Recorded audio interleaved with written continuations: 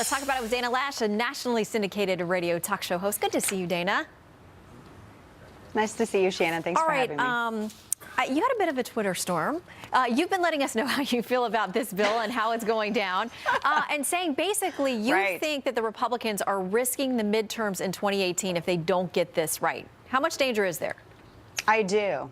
I think there's a lot of danger there, Shannon. And I want to reiterate, too, what Senator Paul said. But I want to take it a step further. I think it's an insult. It's an insult to the American people, and it's an insult to the Trump administration for Republicans, congressional Republicans, to deliver this bill to his desk. They are the ones who are endangering this new administration. And I can't bold, italicize, underline that anymore. In 2015, Jim Jordan had a fantastic bill that went way further than anything that this bill's doing, and it actually lowered prices instead of increasing prices, which is what this Obamacare 2.0 bill does.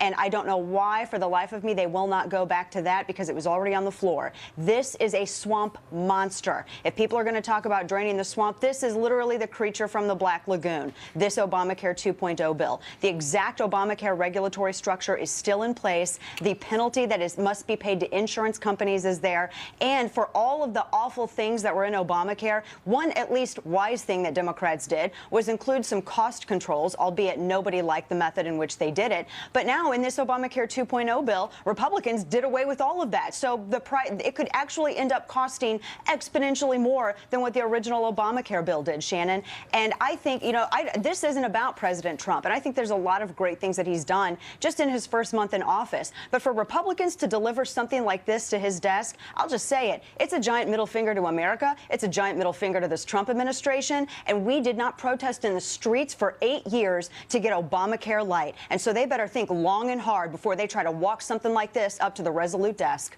All right. Well, it is there currently.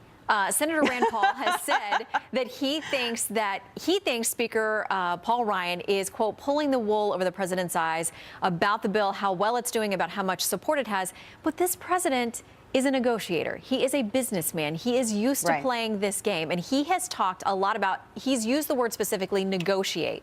So do you think he knows, listen, we're going to come in with this project. They've worked really hard on it, but I am open to negotiating. This is not going to be the final product. Are you confident that there will be influence by those who they hold the votes in their hands, because the House GOP can't lose more than 21 and still get this thing moving? So do you think, listen, the president is smart enough to know there's going to be some give and take before this thing actually gets to the floor? Right. Well, I've never had faith in D.C., Shannon, but one thing that I think that we do have faith in is I think Trump has proven himself to be a really good negotiator. And I think it's kind of insulting to the president's intelligence for anybody in Congress to say, oh, well, we're just pulling the wool over his eyes. I mean, for crying out loud, he's been more successful than some of these people in Congress, so let's not talk down to him. But when I look at this, I hope that he comes and negotiates. He's the negotiator on behalf of the American people right now, and he's on our side, and he needs to make sure that this is negotiated better. We don't have this penalty. I mean, without the individual mandate, we're still paying a penalty to the insurance companies. We still have subsidies in this. It's still the same regulatory structure, and we're concerned about the out of control spending that's going to be in this bill. There are so many other better alternatives. I don't know why they chose to jump on this landmine. So I would love, I mean, look, I'm kittens and sunshine. I would love to see a negotiation take place. I would love to see something better for the American people. Because, and I'll tell you this too, Shannon, there is an alternative, and I think that Trump has another card here. He could say, you know what, don't do anything, which actually I think congressional Republicans should not do anything in place of doing this, because Obamacare is going to fail. It's already failing. Yeah, we're seeing insurance companies leave. Different markets in different states are crashing. It's not working. If Obamacare fails, Democrats own it.